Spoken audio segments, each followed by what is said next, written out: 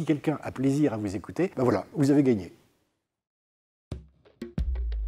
Et la radio, pour moi, était un univers extérieur extraordinaire. C'était l'endroit où arrivaient les voix d'ailleurs.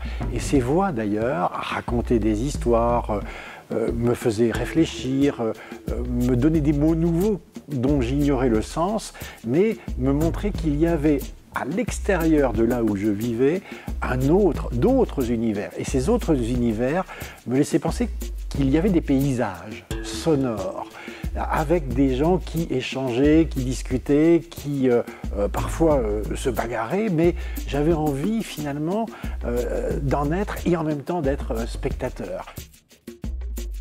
Et la radio, c'est un outil d'éducation aux médias.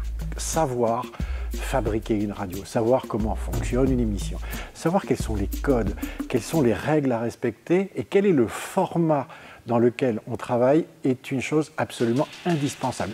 En connaissant ce média, on sait aussi comment finalement le détourner. On peut se faire avoir.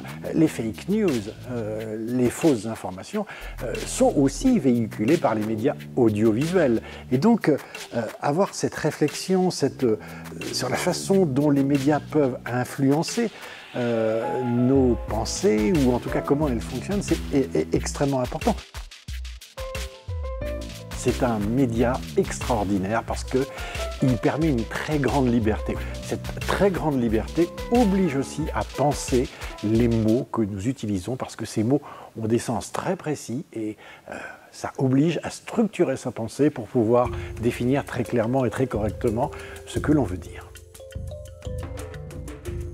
Entre l'émission de divertissement, le journal que l'on fabrique ou le magazine, ce sont des formats très différents qui permettent d'être comme un cristal, c'est-à-dire d'avoir plein de lumières différentes, mais au bout du compte, c'est la même lumière. De l'infrarouge à l'ultraviolet, c'est la même lumière, c'est juste qu'on voit des morceaux différents. Bien, la radio, pour moi, c'est la même chose, quelque chose qui transparaît de nous-mêmes à travers la voix, donc qui est aussi quelque part un reflet de l'âme.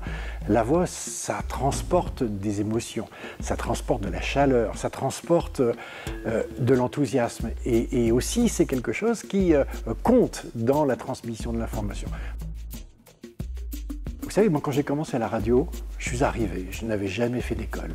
J'avais juste envie d'exprimer un certain nombre de choses. On m'a tendu une paire de ciseaux. Une paire de ciseaux pour me couper les cheveux. Non, à l'époque, c'était des bandes, vous savez. Et c'était on coupait la bande au début et on coupait la bande à la fin. Et c'était ce qu'on diffusait. Donc la radio, pour moi, c'était une paire de ciseaux. Ça voulait dire quoi? Ça voulait dire que entre le moment où on me donnait la parole et le moment où on m'enlevait la parole, à l'intérieur, je mettais ce que je voulais. C'est un espace de liberté. C'est un formidable espace de liberté. Profitez-en, amusez-vous. Et puis, n'ayez pas peur de faire quelque chose qui vous est propre. Parce que, finalement, ce qui va compter, c'est qu'on vous écoute. Et si quelqu'un a plaisir à vous écouter, ben voilà, vous avez gagné.